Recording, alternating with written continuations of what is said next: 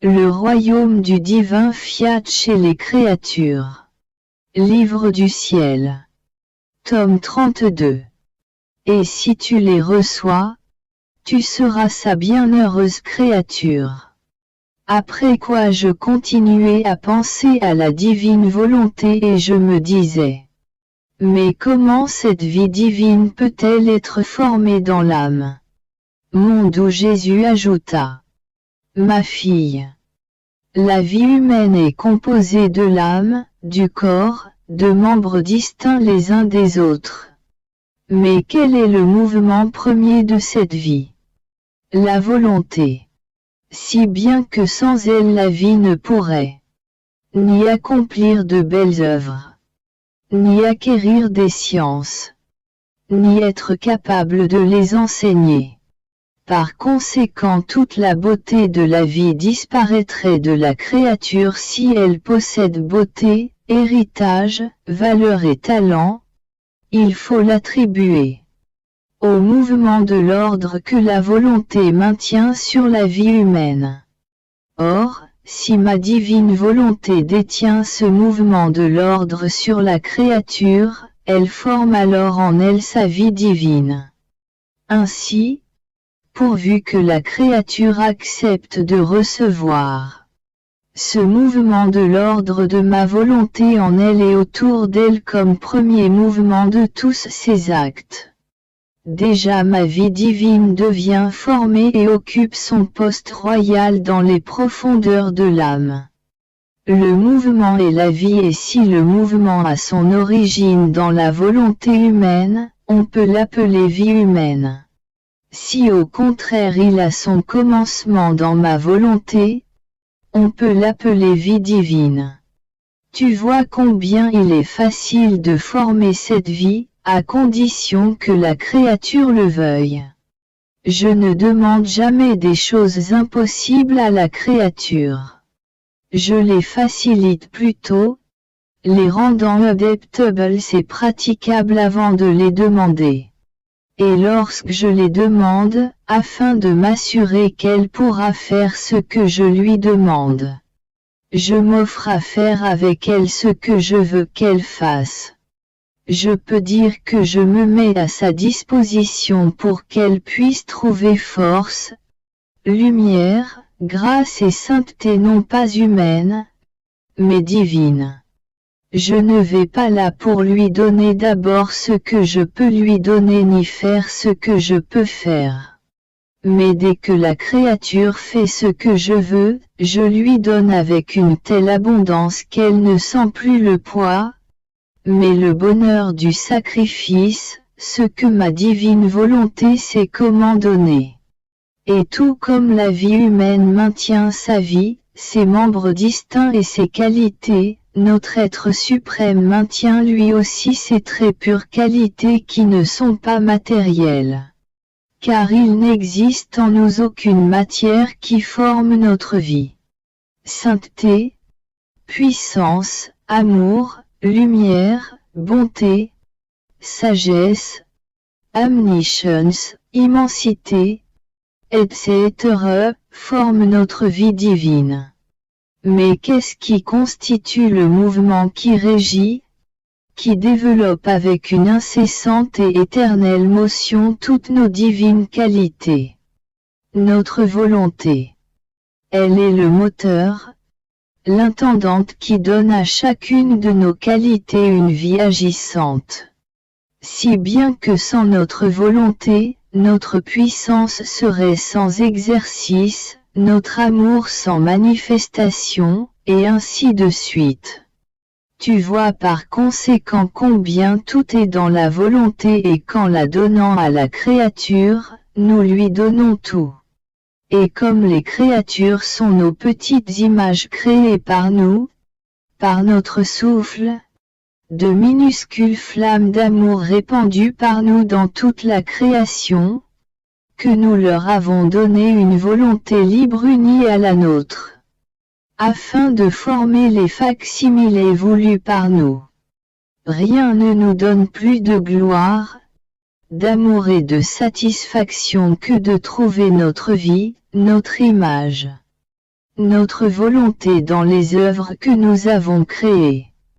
Par conséquent, nous confions tout à la puissance de notre fiat pour obtenir ce que nous voulons. Ma fille, tu dois savoir que tant dans notre divinité et dans l'ordre surnaturel, que dans l'ordre naturel des créatures, il y a une vertu de nature. Une prérogative innée de vouloir produire la vie des images qui lui ressemblent. Et par conséquent un ardent désir de se retransmettre en vie et en œuvre qui la produisent. Il n'y a pas dans la création une seule chose qui ne nous ressemble pas. Le ciel nous ressemble dans l'immensité, les étoiles dans la multiplicité de nos joies et de nos infinies béatitudes. Il y a dans le soleil la ressemblance de notre lumière. Dans l'air celle de notre vie qui se donne à tous et à qui nul ne peut échapper même s'il le voulait. Dans le vent qui se fait sentir tantôt avec véhémence et tantôt caresse doucement les créatures et les choses, mais elles ne le voient pas, tout comme dans notre puissance et notre omniscience. Voyons et nous entendons tout et tenons toutes choses entre nos mains et que pourtant elles ne nous voient pas. Bref, il n'y a rien qui n'ait une similitude avec nous. Toute chose nous rend grâce et nous loue et chacune remplit son rôle pour faire connaître chaque qualité de son Créateur. Or dans l'homme, ce n'est pas seulement une œuvre que nous avons créée, mais c'est une vie humaine et une vie divine qui furent créées en lui. C'est pourquoi nous voulons et désirons ardemment reproduire en lui notre vie et notre image. Nous en arrivons à le submerger d'amour. Et lorsqu'il ne se laisse pas inonder, parce qu'il est libre, nous en sommes à le persécuter d'amour. Sans lui laisser trouver la paix dans tout ce qui nous échappe. Ne nous trouvant pas en lui, nous lui faisons une guerre incessante. Parce que nous voulons que notre belle image et notre vie soient reproduites en lui. Et comme toutes choses sont faites et greffées par nous, il existe également dans l'ordre naturel cette vertu. De vouloir reproduire des choses et une vie similaires. Tu le vois dans la mère qui génère un enfant. Elle veut ardemment le voir venir au jour semblable à ses parents. Et si l'enfant leur ressemble, combien ils sont heureux. Ils s'en vantent et veulent le montrer partout. Ils l'élèvent dans leurs coutumes et leurs voies. Bref, cet enfant devient leur préoccupation et leur gloire. Mais par contre, si l'enfant ne leur ressemble pas, s'il est laid et difforme, oh! Combien d'amertume et de tourments! Et ils en viennent à dire dans leur grande tristesse, on dirait que cet enfant n'est pas de nous ni de notre sang. Humilié et confus, il voudrait presque le cacher pour que personne ne le voie. Et cet enfant sera toute sa vie la torture de ses parents. Toute chose possède la vertu de reproduire des choses similaires. La semence produit d'autres semences. La fleur d'autres fleurs. L'oiseau d'autres petits oiseaux, etc. Ne pas reproduire des choses similaires, c'est aller contre la nature humaine et divine. Par conséquent, notre plus grand chagrin est que la créature ne soit pas semblable à nous. Et seule celle qui vit dans notre volonté peut être la joie, la porteuse de la gloire et du triomphe de notre œuvre créatrice. Mon abandon dans le fiat continue. Je ne peux faire moins que ressentir le murmure de sa vie. Ne pas sentir ce murmure serait comme ne plus avoir de vie. Ce murmure donne la lumière et la force. Il vous fait sentir sa vie qui réchauffe et vous transforme en elle. Divine volonté, combien tu es aimable et admirable. Comment ne pas t'aimer? Je suivais ces œuvres qui refluaient vers moi pour m'aimer et me dire: nous sommes vos œuvres, faites pour vous. Prenez-nous, possédez-nous et faites-les vôtres. Afin d'avoir dans ce que vous faites un modèle qui est le nôtre. Je suivais les œuvres de la rédemption lorsque mon doux Jésus me retint. Il me dit: brave fille. Toutes nos œuvres ne furent qu'un excès d'amour envers l'homme, chaque excès me poussait à en faire un autre. Ma venue sur terre ne fut pas suffisante pour le reproduire. Chacune de mes peines, voire chacun de mes soufflets lui était adressé, je l'appelais dans mon omniscience. Je le serrais dans mes bras. Je le modelais pour le remettre en état et lui donner la nouvelle vie que je lui avais amenée du ciel, fraternisant avec lui pour qu'il fasse partie de la progéniture de mon Père céleste. Cela ne fut toujours pas suffisant. Pour le lier davantage à moi, je fis en sorte que mon humanité devienne la dépositaire de toutes les œuvres, de tous les sacrifices et les pas de l'homme. Regarde comme tout est enfermé en moi. Ce qui m'amène à les aimer doublement en chacun de leurs actes. J'ai formé mon humanité en m'incarnant dans le sein de la Reine Immaculée, me constituant le chef de la famille humaine, afin d'assembler toutes les créatures pour qu'elles deviennent mes membres. De ce fait, tout ce qu'elles font m'appartient, et j'enferme tout dans le sanctuaire de ma sainte humanité, gardant aussi bien le petit bien que le grand. Mais, sais-tu pourquoi? Puisque tout passe par moi, j'attribue la valeur comme s'il s'agissait de mes œuvres, de mes sacrifices et de mes prières. La vertu du chef descend ainsi dans les membres. Et, après avoir tout mélangé, je leur donne la valeur de mes mérites. Du coup, la créature se retrouve en moi. Et moi, en tant que chef, je me retrouve en elle. Crois-tu, pour autant, que mon amour ait été ou soit assouvi? Ah! Non, il ne le sera jamais. Car la nature de l'amour divin est d'inventer en permanence des nouveautés amoureuses, pour donner de l'amour et en recevoir. Si c'était le cas, ce serait mettre des limites et enfermer notre amour en nous. Ce qui n'est pas possible étant immense. Et parce que c'est dans sa nature de devoir sans cesse aimer. Voilà pourquoi je veux que mon humanité suive le champ immense de ma divine volonté, qui fera des choses incroyables par amour pour les créatures. Les connaissances la concernant servent à la faire régner. Puisque sans régner, elle ne peut pas abonder, ni faire étalage de ses surprises amoureuses. Alors, sois assidu et tu verras de quoi est capable ma volonté. Le divin vouloir ne m'abandonne jamais. Il me semble être toujours en moi et au dehors de moi pour me surprendre et mettre son acte en tout ce que je fais. Que je prie, souffre, travaille et même si je dors. Il veut me donner son divin repos dans mon sommeil.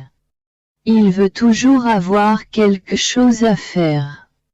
Et en tout ce que je fais, il m'appelle pour me dire: fais-moi descendre dans les profondeurs de tes actes et je te ferai monter dans les hauteurs des miens. Nous serons en compétition, toi pour monter et moi pour descendre. Mais qui pourra dire ce que la divine volonté me fait sentir dans mon âme, ses excès d'amour, sa condescendance, son continuel intérêt pour ma pauvre âme. J'étais sous l'empire du divin. Alors mon très grand bien, Jésus, m'inondant à nouveau de lui-même, me dit: Brave fille, rien ne m'émeut et ne me ravit autant que de voir la petitesse humaine sous l'empire de ma volonté. Le divin dans l'humain. Le grand dans le petit. Le fort dans le faible.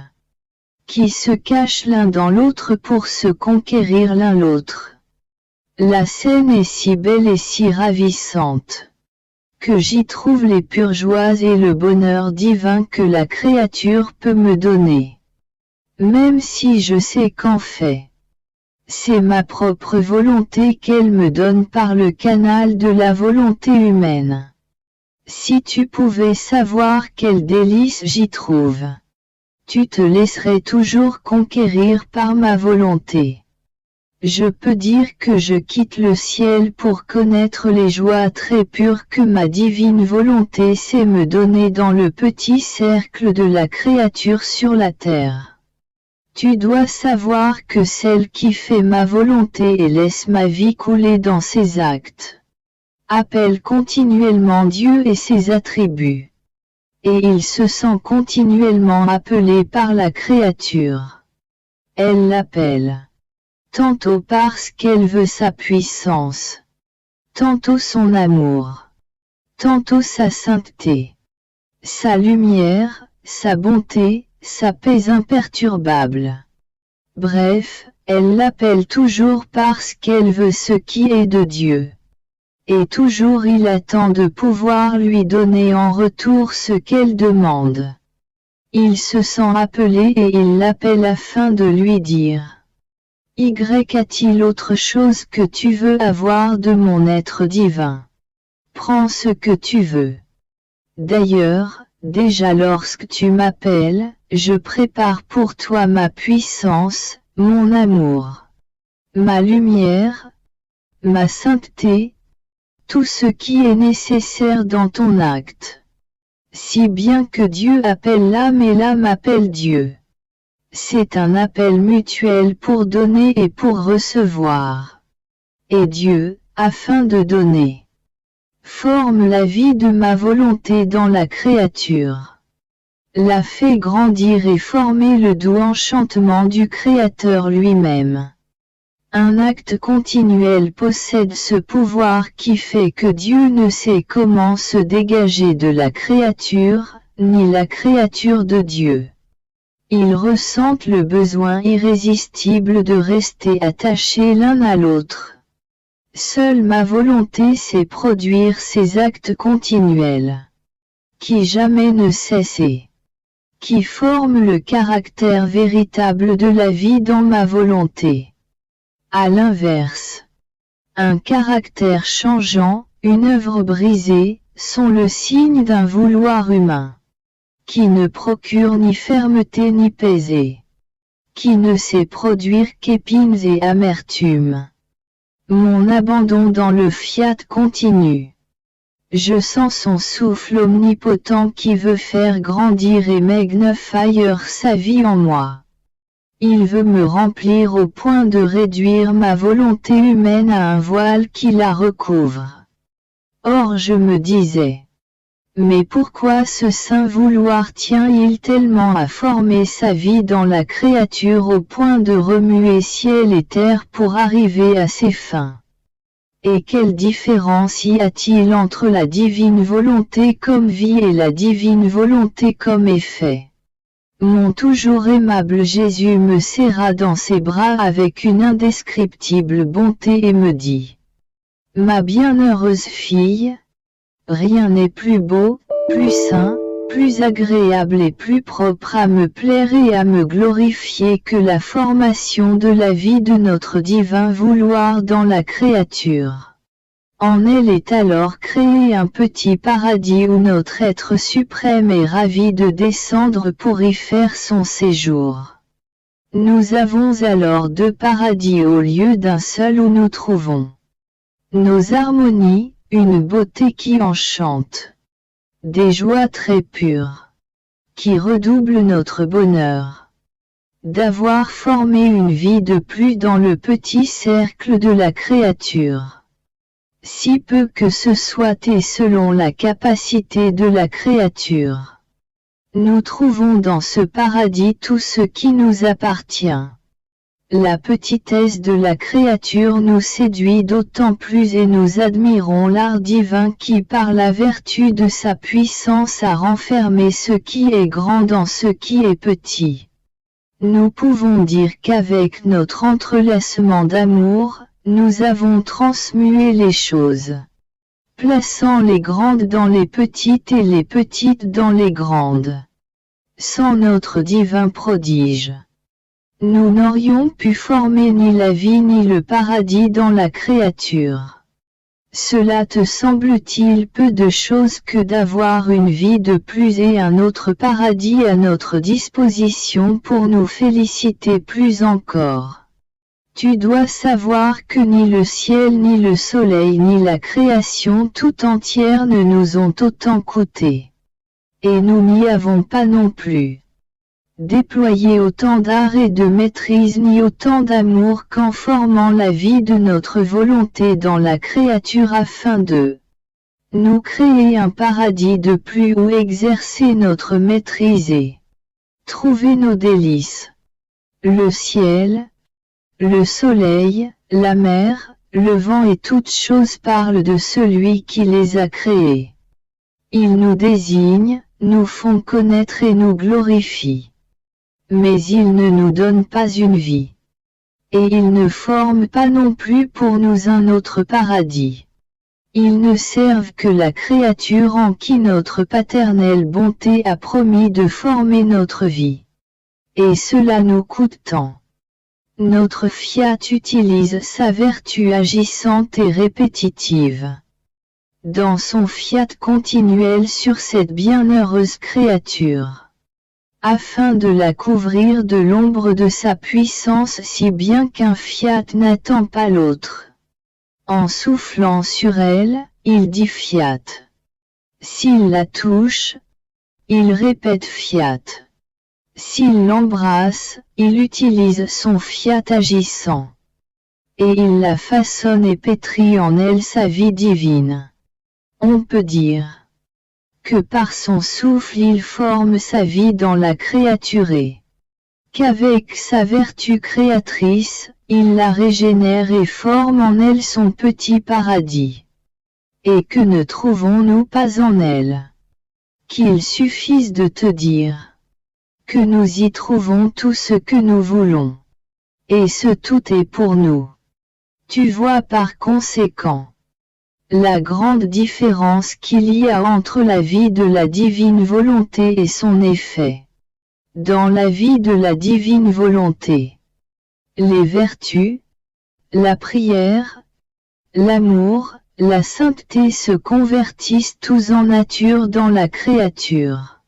Ce sont des mouvements qui se forment toujours en elle de sorte qu'elle sent en elle la nature de l'amour, de la patience et de la sainteté.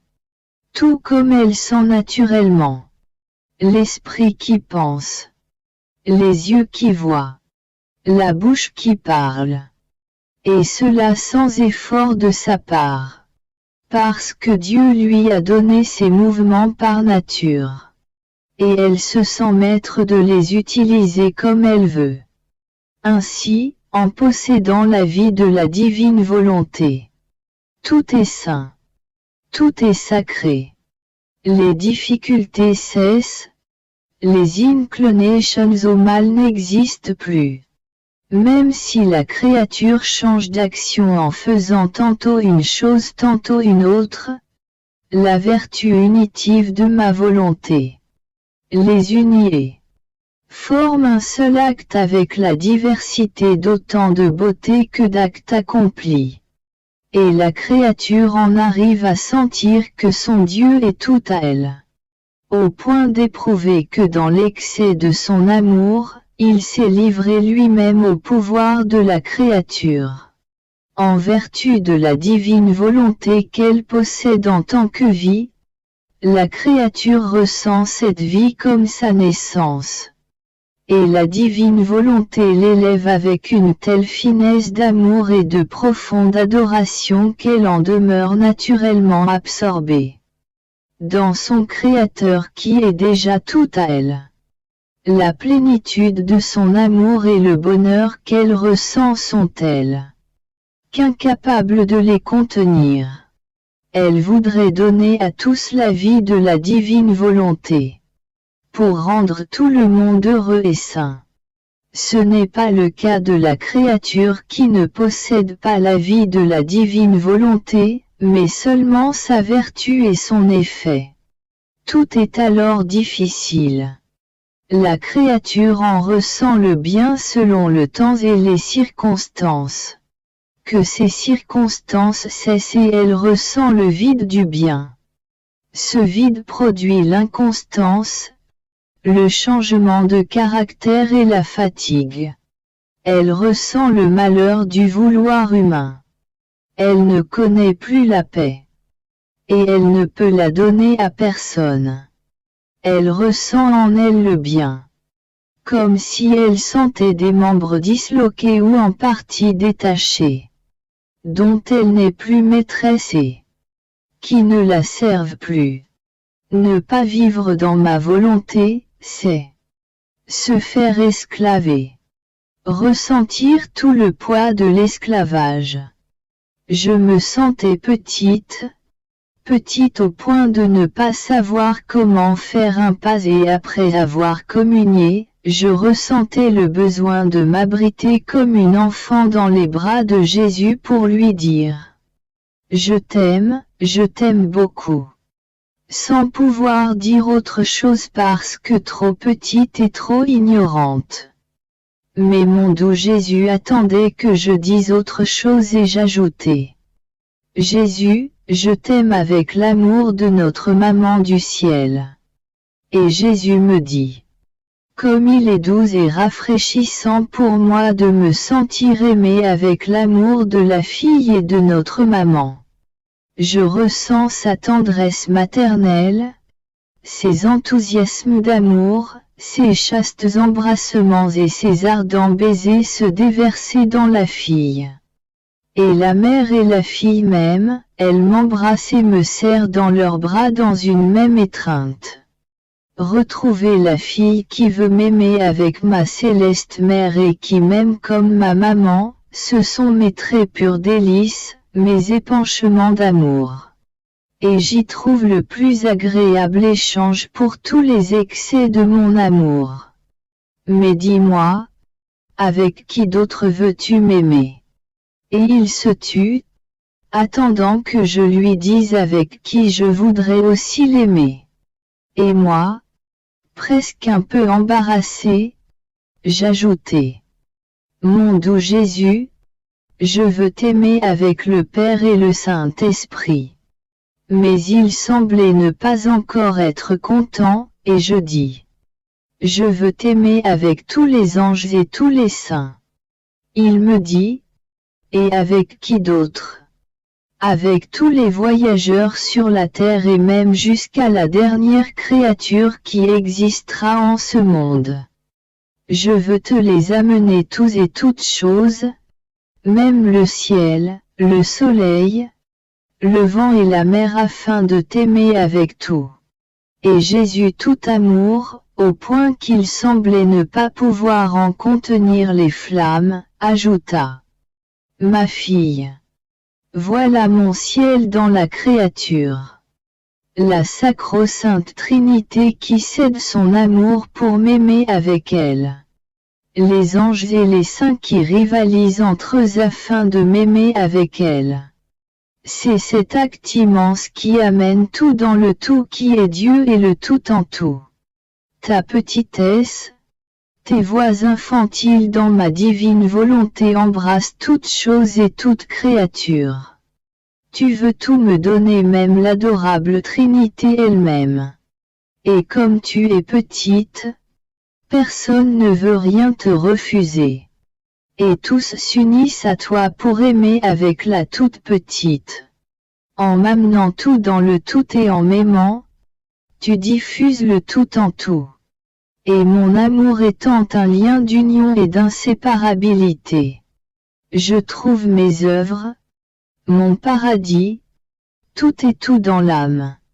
Et je peux dire que rien ne me manque. Ni le ciel ni ma céleste maman. Ni le cortège des anges et des saints. Tous sont avec moi et tous m'aiment. Voilà les stratagèmes et les industries d'amour de la créature qui m'aime. Qui appelle le tout. Qui demande l'amour de tous. Afin de m'aimer et de me faire aimer partout. Après quoi je continuai à penser au divin vouloir, et mon doux Jésus ajouta. Ma bienheureuse fille. La créature qui possède la vie de ma divine volonté ressent en elle le mouvement divin, elle ressent le mouvement de Dieu dans le ciel. Notre mouvement est une œuvre, il est un pas, il est une parole. Il est toute chose.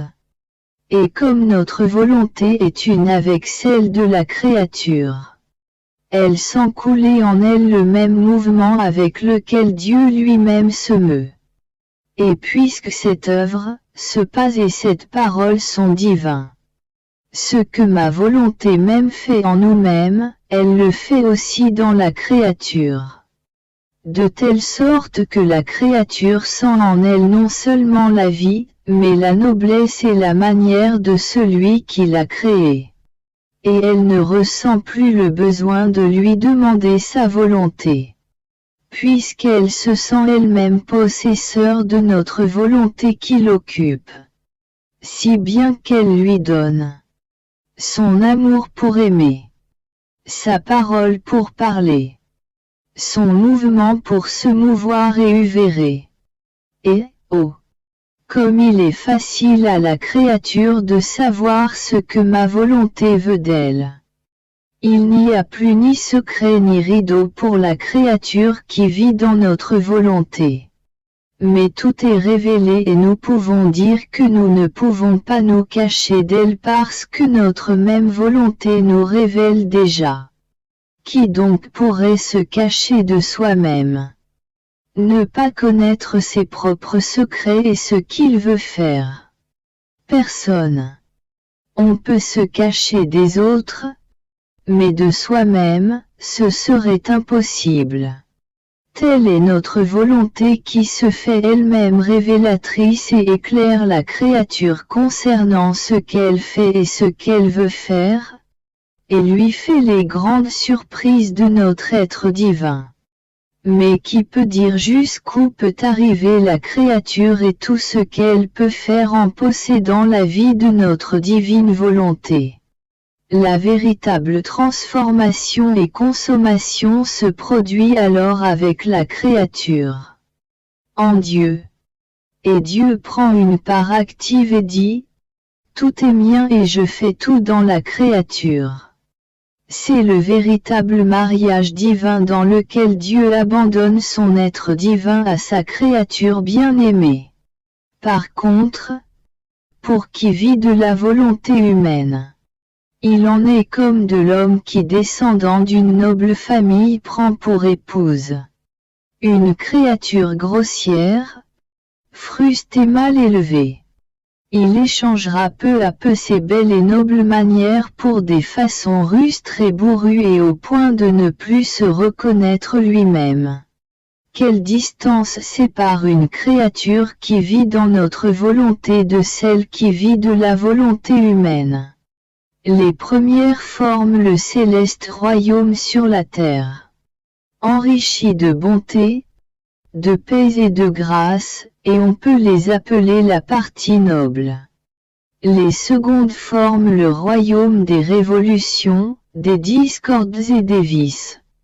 Elles n'ont pas la paix et ne savent comment la donner. Je faisais ma ronde dans la création et il me semblait que toutes les choses créées voulaient avoir le grand honneur d'être offertes en hommage et à la gloire de leur Créateur. Je passais de l'une à l'autre et je me sentais si riche d'avoir tant de choses à donner à celui qui m'aime tant, et alors qu'il avait fait toutes choses pour moi, me permettait de les lui donner afin de pouvoir lui dire. Je vous aime par le moyen de vos œuvres qui sont imprégnées de votre amour et qui m'apprennent à vous aimer. Je faisais cela lorsque Jésus mon très grand bien me surprit. Toute bonté. Il me dit. Comme il est beau de trouver notre fille au milieu de nos œuvres. Nous sentons qu'elle veut rivaliser avec nous. Nous avons créé toutes choses pour elle afin de l'aimer et nous lui avons tout donné pour qu'elle puisse les posséder et en profiter. Qu'elles soient les narratrices de notre puissance et les porteuses de notre amour. Et c'est pourquoi elle ressent en chaque chose créée notre amour qui l'entoure. Et l'embrasse, et qui en la modelant lui dit avec fermeté et tendresse. Je t'aime. Elle sent nos embrassements d'amour quand nous la prenons sur notre sein divin. Au milieu de tant d'amour elle se sent perdue et confuse. Et pour rivaliser avec nous elle fait la même chose que nous en faisant descendre jusqu'à elle toutes ces choses créées. Et se mettant en route avec chaque chose créée, elle ressent ce que nous faisons pour elle et combien nous l'aimons. Elle répète alors pour nous ce que nous faisons pour elle, elle répète pour nous nos étreintes amoureuses, nos ardents baisers, notre enthousiasme d'amour. Et, oh! Quel plaisir de voir la créature monter vers nous et nous apporter ce que nous lui avons donné avec tant d'amour. Notre volonté lui sert de guide et l'amène jusqu'à nous pour faire l'échange de ce que nous avons donné.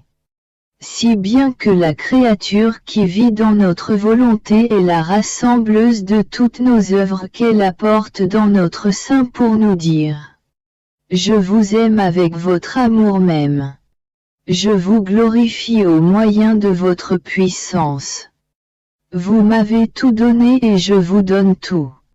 Après quoi je continuais ma ronde dans la divine volonté.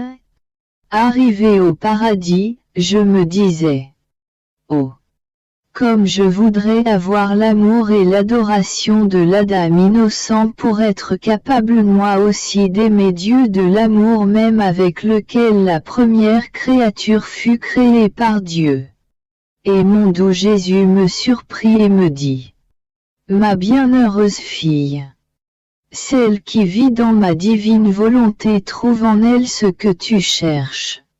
Parce que de tout ce qu'elle fait, rien ne sort et tout demeure en ma volonté, inséparable de celle dont elle forme la vie même. C'est pourquoi Adam n'a rien pu emporter avec lui de tout ce qu'il avait fait dans ma divine volonté. Tout au plus le doux souvenir. De combien il avait aimé. Des mers d'amour qui l'inondaient. Des pures joies qu'il éprouvait. De ce qu'il avait fait dans notre fiat augmentait-il encore son amertume. Un seul acte accompli dans notre volonté, un amour, une adoration formée en elle, tout est si grand que la créature n'a pas la capacité de le contenir ni l'endroit où le mettre. Et, par conséquent, il n'y a que dans ma volonté que ces actes peuvent être accomplis et possédés. C'est pourquoi la créature qui entre dans ma volonté trouve en acte moins tout ce que l'Adam innocent a fait en elle. Son amour, sa tendresse de fils envers son Père céleste.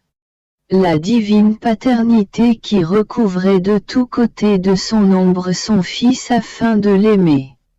Cette créature fait alors que tout lui appartient. Et elle aime, adore et répète ce que l'Adam innocent a fait. Ma divine volonté ne change ni ne se transforme. Ce qui fut, est et sera. Pourvu que la créature entre dans ma volonté et qu'elle ait sa vie en elle, ma volonté ne fixe ni limite ni restriction. Elle dit au contraire, prends tout ce que tu veux, aime-moi comme tu le veux. Dans mon fiat, ce qui est à toi et à moi. Ce n'est qu'en dehors de ma volonté que commencent les divisions, les séparations, les distancés. Le commencement de ta vie et de la mienne. Tu dois savoir au contraire que tout ce que la créature fait dans notre volonté devient premièrement fait en Dieu. Et par ces actes la créature reçoit en elle la transmission de l'amour et des actes divins. Et elle continue de faire ce qui a été fait dans notre être suprême. Quelles sont belles ces vies qui reçoivent la transmission de ce qui a été premièrement fait en nous. Ce sont nos plus belles œuvres. Les magnificences de la création, le ciel, le soleil leur sont inférieures. Elles les surpassent toutes. Elles sont les saintetés absolues décidées par nous. Elles ne peuvent pas nous échapper. Nous leur donnons tant de nous-mêmes que nous les submergeons de nos biens. De telle sorte que l'on ne trouve pas en elles le vide pour penser si elle doit correspondre ou non. Parce que le courant de lumière et d'amour divin la maintient assiégée et fusionnée à son Créateur. Et nous lui donnons une telle connaissance des choses qui sert son libre arbitre qu'elle ne fait rien par force, mais d'une volonté spontanée et résolue. Ces célestes créatures sont notre occupation, notre œuvre continuelle. Elles nous tiennent toujours occupés parce que notre volonté ne sait pas être oisive, parce qu'elle est vie, travail et mouvement éternel. C'est pourquoi la créature qui vit en elle a toujours à faire et donne toujours à faire à son Créateur. Mon pauvre esprit semble ne pas pouvoir faire autre chose que penser à la divine volonté.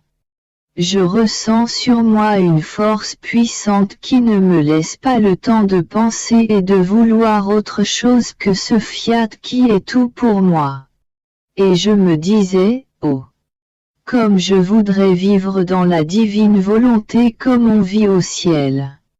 Et mon doux Jésus m'a fait une petite visite surprise et m'a dit, ma bienheureuse fille, dans ma céleste patrie règne l'acte unique et universel, un avec la volonté de tous, de sorte que l'un veut ce que les autres veulent. Personne ne change d'action ni de volonté.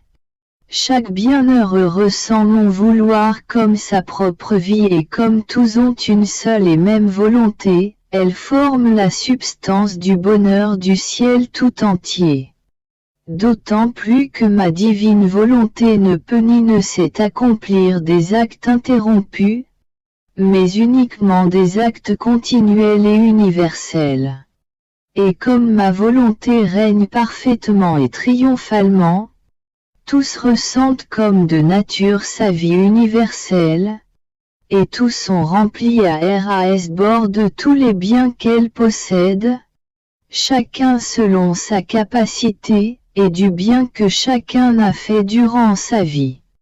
Mais personne ne peut changer ni de volonté, ni d'action, ni d'amour. La puissance de ma divine volonté maintient tous les bienheureux absorbés, unifiés et fusionnés en elle, comme s'ils ne faisaient qu'un. Mais peux-tu croire que l'acte universel de ma volonté, sa vie palpitante et sa communicabilité à chaque créature ne s'étendent que dans le ciel? Non, non. Ce que ma volonté fait au ciel, elle le fait aussi sur la terre, sans changer d'action ni de manière. Son acte universel s'étend à chaque voyageur sur la terre et la créature qui vit en elle ressent sa vie divine, sa sainteté, son cœur incréé qui, en se constituant vie de la créature, se déverse toujours en elle par son mouvement incessant, sans jamais s'arrêter, et l'heureuse créature qui la laisse régner la ressent partout, en elle et au dehors. Son acte universel l'entoure de tous côtés de sorte qu'elle ne peut sortir de ma volonté qui la tient toujours occupée à recevoir en lui donnant continuellement, de sorte qu'en voulant ma volonté, elle n'a pas le temps de rien faire d'autre ni de penser à autre chose. C'est pourquoi la créature peut dire et être convaincue que l'on vit au ciel comme on vit sur la terre. L'endroit seul est différent, mais un est l'amour, une la volonté et une l'action. Mais sais-tu qui ne ressent pas la vie du ciel dans son âme, ni l'acte universel ni la force une de ma volonté?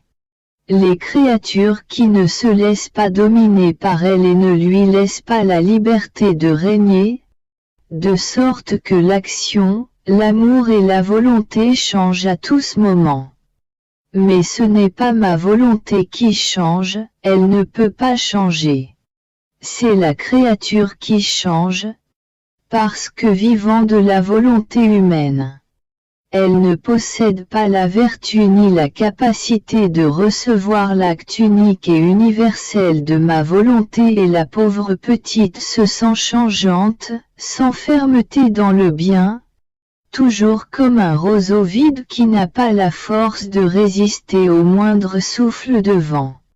Les circonstances, les rencontres, les autres créatures sont le vent qui la fait se retourner tantôt vers une action, tantôt vers l'autre. Et on la voit par conséquent tantôt triste, tantôt heureuse, tantôt remplie de ferveur, tantôt pleine de froideur, tantôt inclinée aux vertus et tantôt aux passions. Bref, lorsque cessent les circonstances, l'acte cesse lui aussi. Ô volonté humaine! Comme tu es faible, changeante et pauvre sans ma volonté parce qu'il te manque alors la vie du bien qui devrait animer ta volonté. Et la vie du ciel est loin de toi. Ma fille, il n'est pas de plus grande disgrâce, ni de mal qui mérite plus de pleurs, que de faire sa propre volonté. Après quoi je pensais, mais pourquoi Dieu tient-il autant à ce que l'on fasse la divine volonté? Et mon toujours aimable Jésus ajouta: Ma fille, veux-tu savoir pourquoi je tiens tant à ce que l'on fasse ma volonté? Parce que c'est la raison pour laquelle j'ai créé la créature, et en ne la faisant pas, elle brise le dessein pour lequel je l'ai créée. Elle m'enlève les droits qu'avec raison et divine sagesse j'ai sur elle, et elle se dresse contre moi.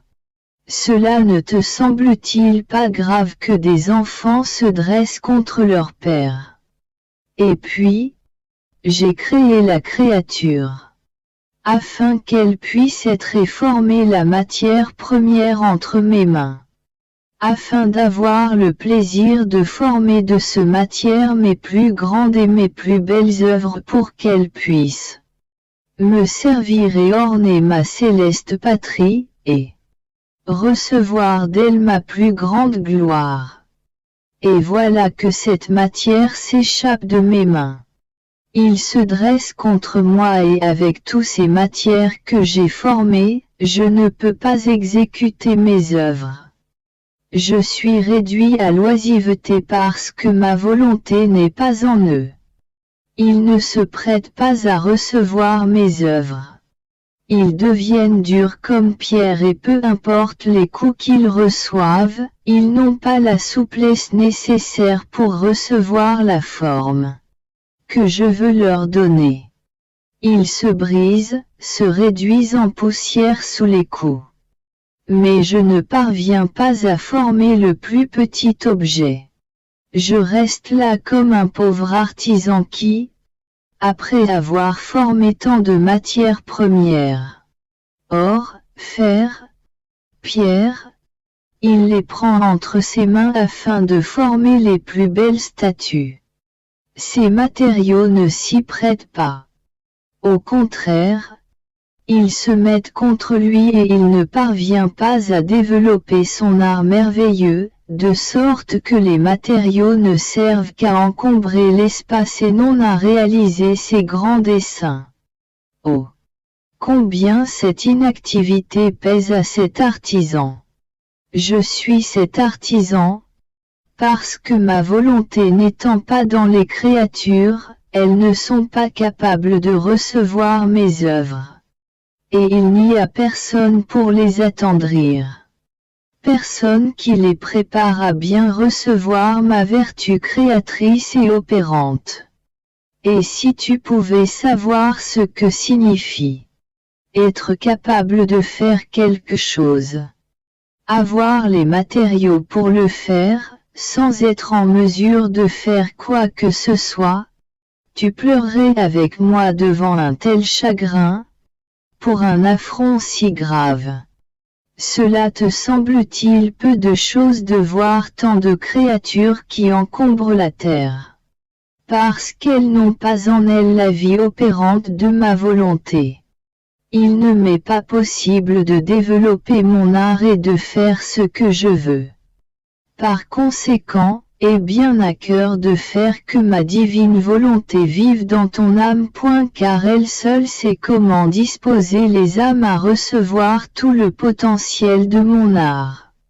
Ainsi tu ne réduiras pas ton Jésus à l'inaction. Je serai l'ouvrier diligent pour former de toi ce que je veux. Gloire à Dieu toujours et à jamais.